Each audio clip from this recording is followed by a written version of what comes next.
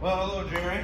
Pardon the delay. There was a really good song on, and I didn't want to interrupt it to film the videos, so I didn't. We've got in your first block a bunch of trunk stuff. First of all, a bench-supported cross-body mountain climber. So your hands will be about push-up width apart on the bench. Your feet will be about the same width apart as your hands. So normally when we do a push-up, we've got things sort of there. This time we'll go about here. Now I'll demonstrate this for you real quick. So hands about shoulder width on the bench, feet about shoulder width on the bench.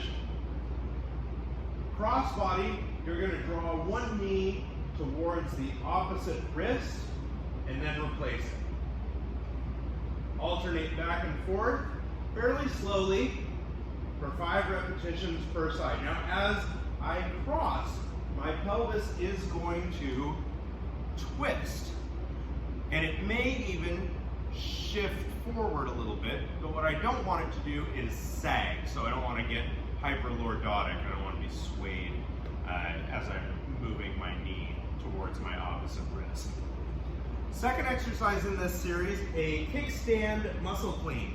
So kickstand stance, whichever leg is back, that's the hand that's going to be doing the clean. Use your 20-pound belt for this to keep it relatively light.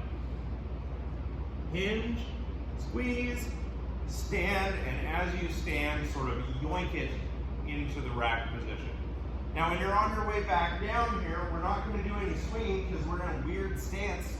So it's not going to backswing, it's just going to come straight down out of the rack position, back down to the floor. Straight up, straight down. The way we do that is by pulling the elbow back, then on the way down, pushing the elbow back to come down into that bottom position again, 5%.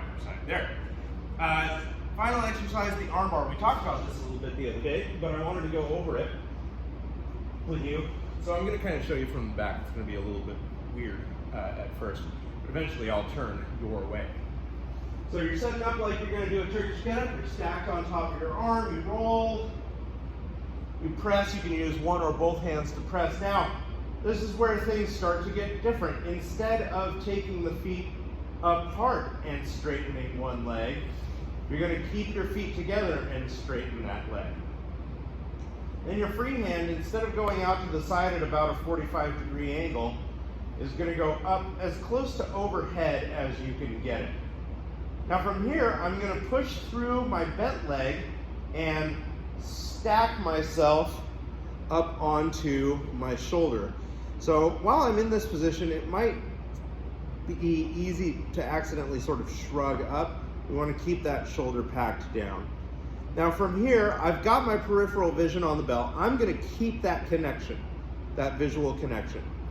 I'm going to sweep this top leg across in front of me and put my knee down.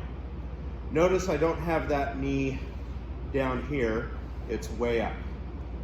Then I'm gonna, if I can, push my knee forward a little bit. So I'm actually gliding it towards the camera right now, so that I kind of press my hips down into the floor a little bit. Now, this is the armbar position. Now, if you can, add some rotations. You're just gonna get into position once, and then you're going to do 5 internal and external rotations. On the external rotation, the shoulder blade sort of naturally pulls down. On the internal rotation, the shoulder blade sort of naturally flows up towards the ear. And that's fine. We want that movement to happen. We want the shoulder to be able to stabilize no matter where, the shoulder joint to be able to be stable no matter where the scapula is. So 5 rotations, come out of it, bring it down, sweep it around to the other side, and repeat. That's the arm bar, and that's the end of the first series.